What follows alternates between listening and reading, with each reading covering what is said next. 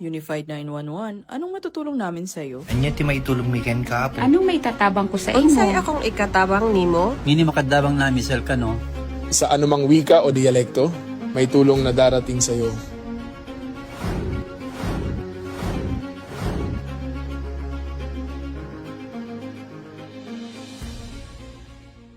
Lilingkod sa bawat Pilipino at magbibigay ng tamang impormasyon para sa tahimik at maayos na Pilipinas. Police News Network, alagad ng batas, tagapagtaguyod ng balitang pulis, sandigan ng mamamayan, patnubay ng katotohanan. Kampo Krame, maghahatid ng pinakahuling kaganapan at nagbabagang balita. Ito ang PNN Police News Network. At ngayon, ang inyong mga tagapagbalita. Magandang araw, bagong Pilipinas. Ako ang inyong alagad ng batas, tagataguyod ng balitang pulis, Patrolman Julius Sam Acad. Maghatid sa inyo ng tamang balita, kwento ng pulis at serbisyo para sa mamamayan, at ito ang PNP News Online. Ang pangunahing balita ng Police News Network, alagad ng batas, tagataguyod ng balitang pulis.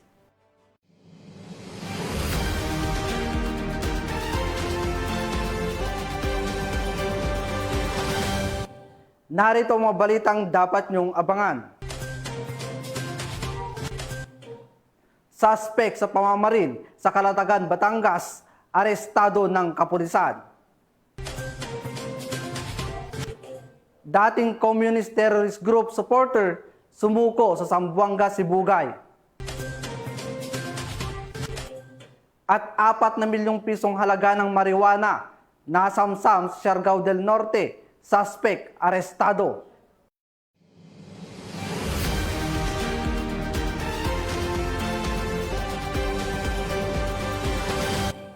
Narito ang mabalitang hatid ng ating PNN correspondents mula sa iba't ibang panig ng bansa.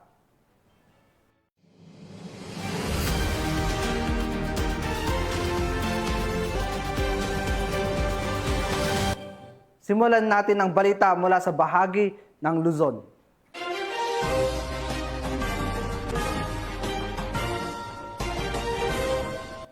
Isang 25 anyos na lalaki ng Kalasyaw PNP ang naaresto sa sinagawang bypass operation sa Kalasyaw, Pangasinan. Magbabalita dyan si Police Master Sergeant Marvin J. Romero.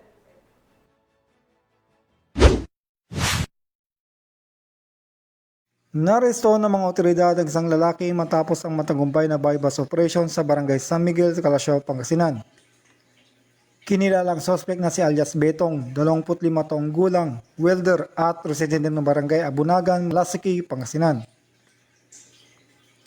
Ayon sa ulat ng Kalasyaw PNP, nahuli ang suspect matapos nitong ibenta sa isang pusher buyer ang isang heat-sealed na sachet na naglalaman ng pinaghihinalang shabu. Sa sinagawang body search na samsam mula sa suspect ay iba pang ebidensya kabilang isang 500 pesos buy-bus money, 7 1,000 bill budol money, at 2 1,000 bill budol money na may particular na serial numbers. Tinatayang nasa 5 gramo at 29 na sentigramo ang kabuang bigat ng nakumpiskang droga na may Arestado ng Bataan PNP ang top 1 most wanted person municipal level na nakasuhan ng frustrated murder sa sinagawang manhunt operation sa Pilar, Bataan. Nakatutok dyan si Patrol Woman Lixen Reyes sa Weran.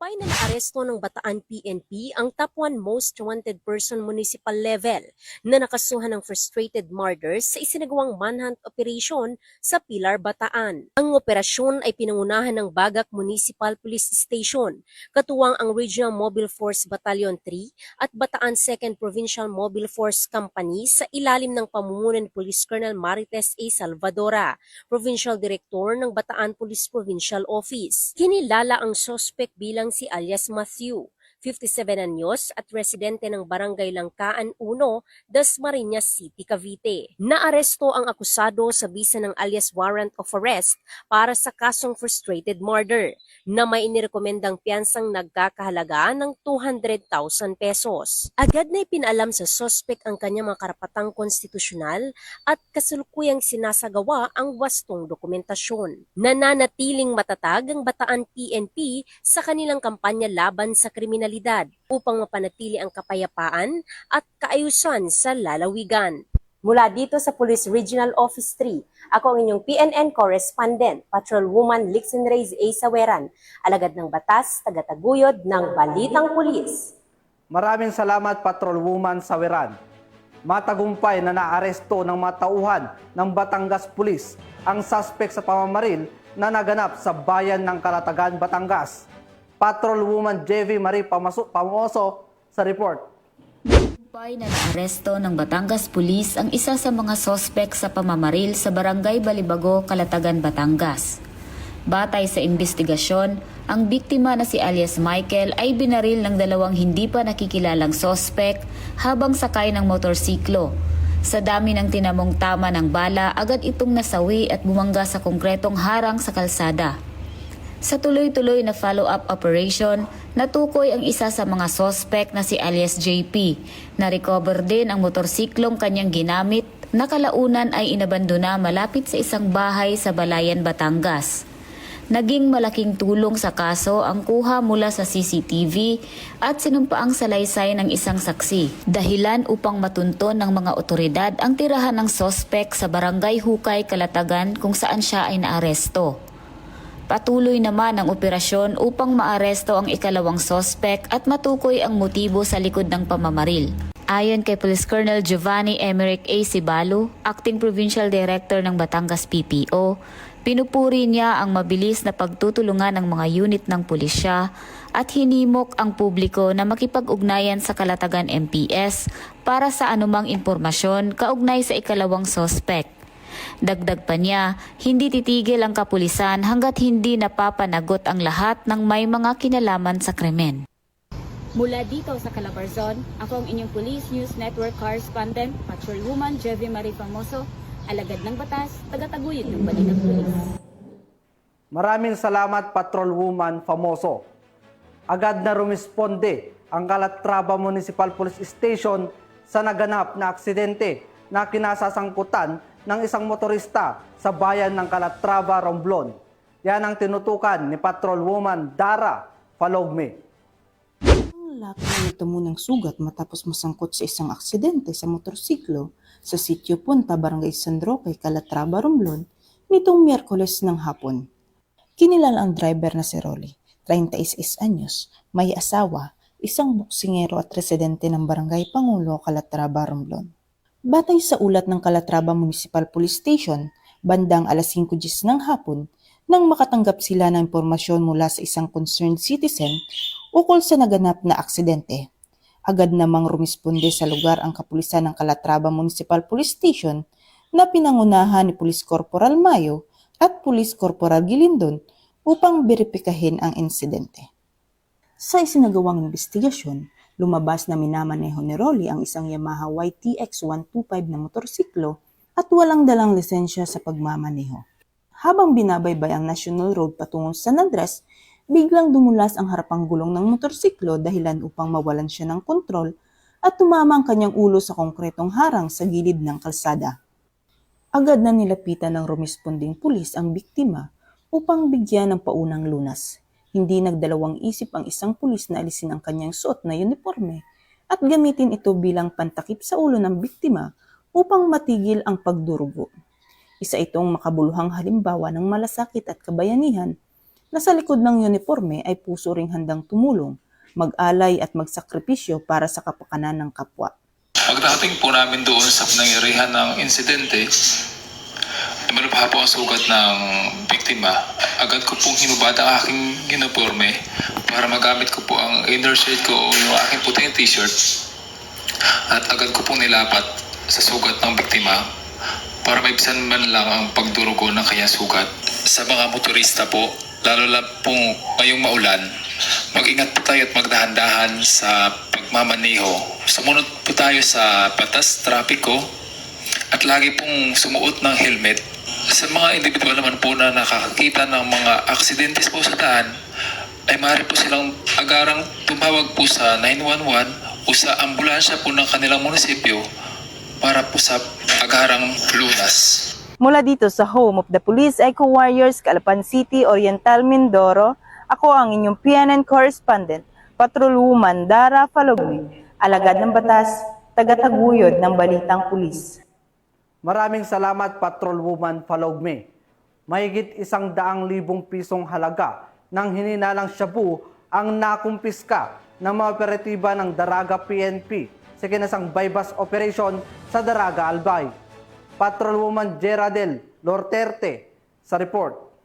Isang hinihinalang tulak ng ipinagbabawal na gamot ang naaresto sa matagumpay na isinagawang bypass operation ng mga operatiba ng Daraga Municipal Police Station sa pangunguna ni Police Lieutenant Colonel Edgar E. Azotea, COP, katuwang ang Philippine Drug Enforcement Agency Region 5 noong Setyembre 9 taong kasalukuyan sa Barangay Tagas, Daraga, Albay.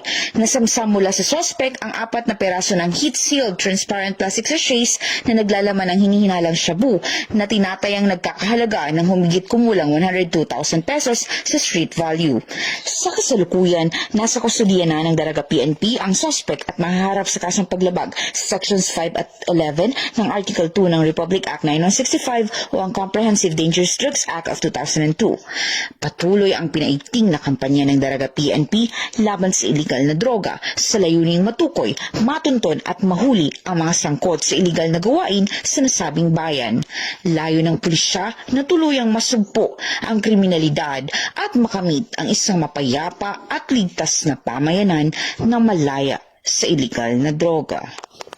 Mula dito sa Legazpi City, Albay, ako ang inyong PNN correspondent, Patrolwoman Geraldel Lorterte, alagad ng batas, tagataguyod ng balitang pulis. Maraming salamat, Patrolwoman Lorterte. Naaresto ng mga operatiba ng Criminal Investigation and Detection Group, Cordillera, ang isang lalaki sa bisa ng search warrant na isinilbi sa Lagawe, Ifugao. Police Master Sergeant J. Ford Junicio sa balita. Matagumpay na isinagawa ng pinagsanib na puwersa ng iba't ibang unit ng kapulisan ang Uplan Paglalansag Omega na kumpanya laban sa loose firearm ng Criminal Investigation and Detection Group sa bayan ng Lagawi, Ifugao nito lamang Setyembre 9 taong kasalukuyan. Target ng operasyon ng isang lalaki na nasa 8 taong gulang, may asawa at katutubo ng Banawi, Ifugao. Pinangunahan ng Criminal Investigation and Detection Group, Ifugao Provincial Field Unit, ang operasyon katuwang ang Lagawi Municipal Police Station, Regional Intelligence Unit 14, 115th Special Action Company, 11th Special Action Battalion, 1st Ifugao Provincial Mobile Force Company, Regional Mobile Force Battalion 15 o 1st Mobile Company at Ifugao Provincial Intelligence Unit. Ipinatupad nila ang isang search warrant para sa paglabag sa Republic Act 10591 o ang Comprehensive Firearms and Ammunition Regulation Act na inilabas ng RTC Branch 14, Lagawi, Ifugao na nagresulta sa pagkakumpiska ng mga sumusunod na ebidensya. Isang unit caliber 32 Astra na may serial number J6487, isang piraso ng magazine para sa caliber 32 Astra, 5 pirasong live ammunition ng caliber 32, isang holster at isang itim na sling bag. Idinaos ang paghahalughog sa maayos at legal na pamamaraan sa presensya ng mga opisyal ng barangay, sina Kagawad Harry B. Nangligan at Kagawad Rudy D. Anselmo, kapwa residente ng barangay Kudug, Lagawi, Ifugao. Ang operasyon ay patunay ng pagpapatuloy ng kampanya ng kapulisan laban sa iligal na armas bilang bahagi ng mas pinaigting na kampanya para sa seguridad at kaayusan sa buong lalawigan ng Ifugao. Mula dito sa Police Regional Office Cordillera, home of the most disciplined cops, ako ang inyong PNN correspondent, Police Master Sergeant J. Ford Junicio, alagad ng batas, tagataguyod ng balitang pulis. Maraming salamat, Master Sergeant Junicio. Para sa ating weather update ngayong araw, ayon sa Pag-asa, ang Easterlies ay kasalukuyang nakakaapekto sa Luzon at Visayas. Para sa Bicol Region, Aurora, Quezon at Marinduque, asahan ang maulap na papawirin na may kalat-kalat na pag-ulan at pagkidlat pagkulog dulot ng Easterlies. Posible ang flash floods at landslide na lalos na kapag may katamtaman hanggang malakas na pagbuhos ng ulan. Sa Metro Manila, Visayas at iba pang bahagi ng Luzon, magiging bahagyang maulap hanggang maulap ang kalangitan na may pulo-pulong pag-ulan o pagkidlat, pagkulog. Babala rin sa posibleng biglaang pagbaha o pagguho ng lupa tuwing may malalakas na thunderstorm. Samantala, sa Mindanao, asahan ang bahagyang maulap hanggang maulap na kalangitan na may pulo-pulong pag-ulan at pagkidlat, pagkulog, bunsod ng localized thunderstorm. May banta rin sa flash flood at landslide sa panahon ng malalakas na ulan.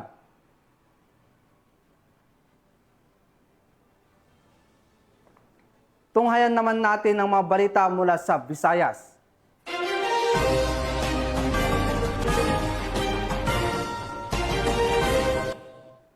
Halos kalahating milyong pisong halaga ng hininalang shabu ang nasabat ng mga operatiba ng Bacolod City Police sa ginasang bypass operation. Ang report mula kay Patrolwoman Andrea Dominic de Palubos. Patuloy ang mas pinaigting na kampanya ng Bacolod City Police Office laban sa iligal na droga. Naaresto ang isang lalaki sa isang matagumpay na bypass operation bandang alas 12:00 ng madaling araw sa Purok Santo Rosario, Barangay Bata, Bacolod City nito lamang ika-9 ng Setyembre taong kasalukuyan. Ang operasyon ay pinangunahan ng City Drug Enforcement Unit sa pangunguna ni Police Lieutenant Colonel Antonio Benetes Jr., hepe ng nasabing unit, na nagresulta sa pagkakadakip sa sospek na kinilalang si alias Marjo, walang asawa, walang trabaho at residente ng nasabing barangay. Sa operasyon, nakuha mula sa pag-iingat ng sospek ang humigit kumulang 70 gramo ng hinihinalang shabu na may standard drug price na tinatayang 476,000 piso. Kasalukuyang nasa kustodiya na ng pulisya ang sospek para sa tamang disposisyon at haharap sa kasong paglabag sa RA 9165 o ang Comprehensive Dangerous Drugs Act of 2002. Layunin ng kapulisan sa Bacolod City na sugpuin ang paglaganap ng iligal na droga sa lungsod at mapanatili ang seguridad ng mamamayan. Nananawagan ang Philippine National Police sa komunidad na makiisa at makipagtulungan sa pamamagitan ng pag-uulat ng anumang iligal na aktibidad upang mapanatili ang kapayapaan at kaligtasan ng komunidad. Sa bawat ulat na ginagawa ng mamamayan, isang hakbang ito patungo sa mas ligtas na kinabukasan at itaguyod ang isang bayang payapa, maunlad at ligtas para sa susunod na henerasyon. Mula dito sa Western Visayas, ako ang inyong Police News Network Correspondent, Patrolwoman Andrea Dominic de Palobos, alagad ng batas, tagataguyod ng balitang pulis. Maraming salamat, Patrolwoman de Palobos. Hawak na ng otoridad ang isang lalaking helper matapos maaresto ng Carmen PNP dahil sa kaso nitong murder sa Carmen, Bohol. Yan ang tinutukan ni Patrolwoman Flora May Asares.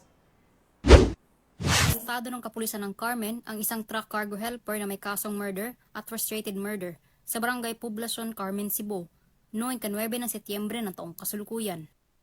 Kinilala ni Police Major Jude Cibrero, officer in charge ng Carmen Municipal Police Station, Cebu Police Provincial Office, ang suspect na si alias Armando, 49 anyos, na residente ng Barangay Ipil, Carmen, Cebu.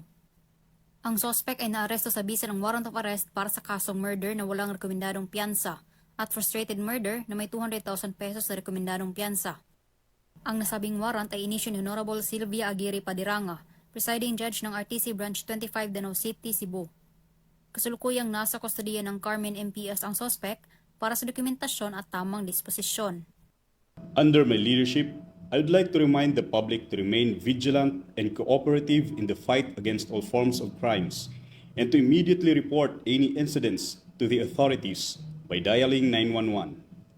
Together, we can keep our community safe and peaceful. Mula dito sa Central Visayas, ako ang inyong Police News Network Correspondent, Patrolwoman Flora May Asares, alagad ng batas, tagataguyod ng balitang pulis. Maraming salamat, Patrolwoman Asares. Sa bisa ng ikinasang operasyon ng mga otoridad, nadakip sa Barangay Kabungaan, Villaba, Leyte, ang top 1 regional most wanted person kaugnay sa kaso nitong pagpatay. Tinutukan niya ni Patrolwoman Camberley Flores. Arestado ng mga awtoridad ang nakatalagang top 1 regional most wanted person na may kasong murder matapos mahuli sa barangay Kabungaan, Villaba, Leyte. Bandang alas 7 ng gabi nang maaresto ang akusado ng mga tauhan ng Villaba Municipal Police Station kasama ang Provincial Intelligence Team Leyte, Regional Intelligence Unit 8 at Regional Mobile Force Battalion 8 sa bisa ng warrant of arrest para sa kasong murder na walang inirekomendang piyansa. Ang akusado ay dinala sa Villaba MPS para sa kaukulang dokumentasyon at tamang disposisyon. Ang matagumpay na pagkakaresto sa akusado ay patunay lamang na epektibo ang pagpapatupad ng pambansang pulisya sa kanilang sinumpang tungkulin na maghatid ng serbisyo publiko para sa mas payapa, ligtas at maunlad na bagong Pilipinas. Mula dito sa Eastern Visayas, ako ang inyong PNN correspondent, Patrolwoman Flores, alagad ng batas, tagataguyod ng Balitang Pulis. Maraming salamat, Patrolwoman Flores. Narito naman ang mga balita mula sa bahagi ng Mindanao.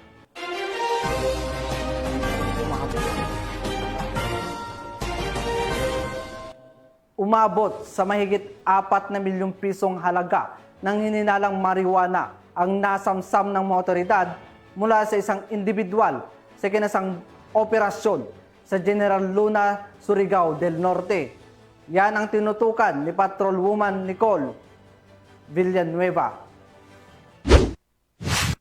Sa isang matapang na operasyon laban sa illegal na droga, nagsagawa ng bypass operation ng mga kapulisan sa Barangay San Ramon, General Luna, Surigao del Norte. Umabot sa 4,355,000 na halaga ng marijuana kush ang nasamsam sa isang bagong tukoy na drug suspect na si alias May, isang 29 anyos. Sa pinagsanib na operasyon na pinagtulungan ng General Luna Municipal Police Station at PIDEA Surigao Interdiction Unit ay nagresulta sa pagkakakumpiska ng 14 na maliliit na sachet na tinatayang 3,125 gramo ng ipinagbabawal na gamot ang nasamsam ng mga otoridad kay alias May. Na-recover din ng mga otoridad ang marked money na ginamit sa operasyon, 2 cellphone, isang belt bag, mga shipping box at maging ang sinasakyan ng suspect, isang kulay itim na Honda Click na motorsiklo. Nanawagan si Police Colonel Warren E. Dablo, Provincial Director ng Surigao del Norte, PPO, sa publiko na patuloy na magbigay ng impormasyon at nangangakong mabilis ang kanilang mga aksyon upang mapanatiling malaya sa droga ang Surigao del Norte.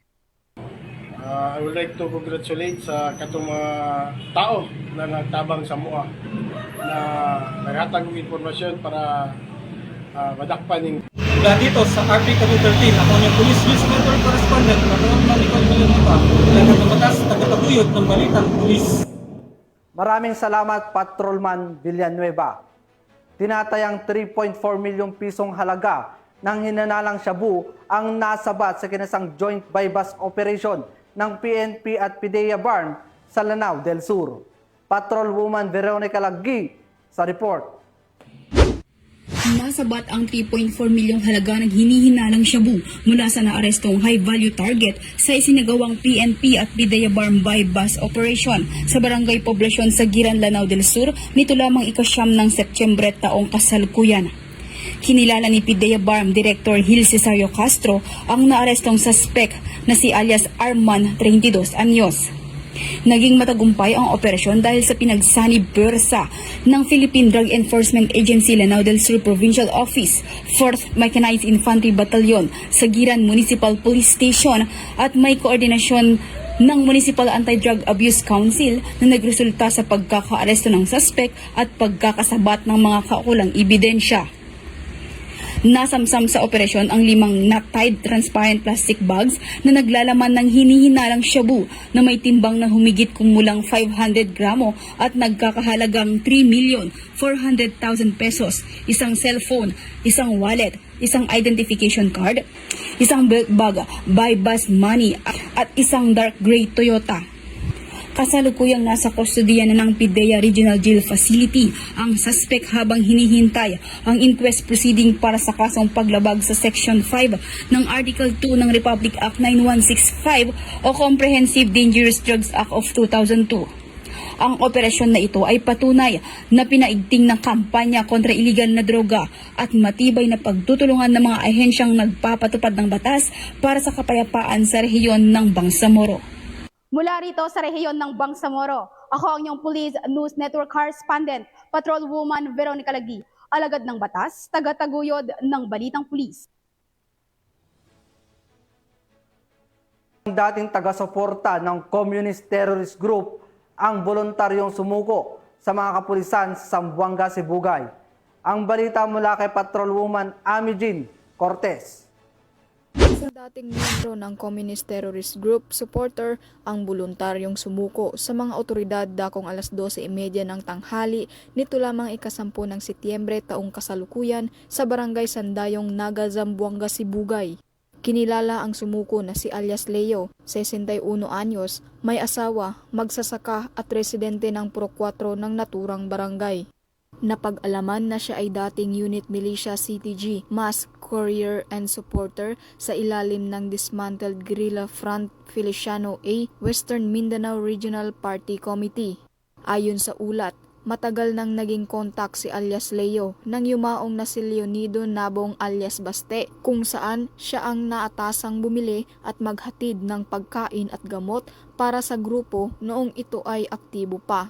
Sa harap ng mga personnel ng 2nd ZNP-MFC, katuwang ang 901st Mobile Company, RMFB-9, ay nanumpa si alias Leo ng Oath of Allegiance na pinangunahan ni Police Executive Master Sergeant Jofor M. Humawan bilang solemnizing officer at nasaksihan ng mga tauhan ng 901st Mobile Company at RMFB-9. Matapos ang isinagawang custodial debriefing, ligtas at maayos na nailabas si alias Leo at naibalik sa kanyang pamilya sa mabuting kalagayan. Layunin ng PNP sa ganitong operasyon ang hikayatin ang mga dating kasapi at taga-suporta ng teroristang grupo na talikuran ang maling ideolohiya at magbagong buhay bilang kapaki-pakinabang na mamamayan upang higit na mapalakas ang kapayapaan at kayusan sa mga pamayanan. Mula dito sa tanggapan ng kapulisan sa Region Siam, ako ang inyong PNN Correspondent Patrolwoman A.G. Cortez, alagad ng batas, tagataguyod ng Balitang Pulis. Maraming salamat, Patrolwoman Cortez. Naaresto ng mga otoridad ang nakatalang top 9 Regional Priority High Value Individual sa kinasang bypass operation sa Tagum City. Magbabalita dyan si Patrolwoman Daphne Pasaol. Tagumpay na bypass operation ang sinagawa ng mga otoridad na nagresulta sa pagkakaaresto ng isang high-value individual na kilala sa alias na boss na nakalista bilang top 9 sa Regional Priority 10 high-value individual. Nito lamang Setyembre 10 sa Purok Tindalong, Barangay Magukpo, Poblasyon, Tagum City. Si Boss, 28 anyos at residente ng Purok Pagkakaisa-Misa District, Barangay West, Tagum City, ay naaktuhang may dala at nagbebenta ng hinihinalang shabu na may kabuuang bigat na 54 grams at may standard drug price na 367,200 pesos. Pinangunahan ang operasyon ng mga tauhan ng Regional Police Drug Enforcement Unit 11, katuwang ang mga elemento ng Tagum City Police Station, Provincial Intelligence Team ng Regional Intelligence Division 11 at iba pang kaugnay na unit na nagtulungan upang tiyakin ang tagumpay ng nasabing operasyon. Kasalukuyan nakabinbin na ang kaso ng akusado para sa paglabag sa Republic Act 9165 o Comprehensive Dangerous Drugs Act of 2002. Sa kabila ng mga hamon na nanatiling matatag ang kampanya ng pambansang pulisya laban sa droga upang masiguro ang kaligtasan at kapayapaan ng bawat mamamayan. Mula dito sa Region 11, ako ang inyong PNN Correspondent, Patrolwoman Daphne Pasaol. Alagad ng batas, tagataguyod ng Balitang Pulis. Maraming salamat, Patrolwoman Pasaol. At yan ang mga balitang nakalap ng ating PNN correspondents mula Luzon, Visayas at Mindanao. Sa ngalan ng pamunuan ng Philippine National Police, sa pangunguna ni Acting Chief PNP Police Lieutenant General Jose Melencio Nartatis Jr. at sa pamumuno ni President Ferdinand Bongbong Marcos Jr., kami ay maglilingkod sa bawat Pilipino at magbibigay ng tamang balita at balanseng balita. Mula rito sa tanggapan ng tagapag-ugnay ng Pambansang Pulisya, ako ang inyong alagad ng balatas, tagataguyod ng Balitang Pulis, Patrolman Julius Sam Acad. Maghahatid sa inyo ng tamang balita, kwento ng pulis at serbisyo para sa mamamayan at ito ang PNP News Online, ang pangunahing balita ng Police News Network.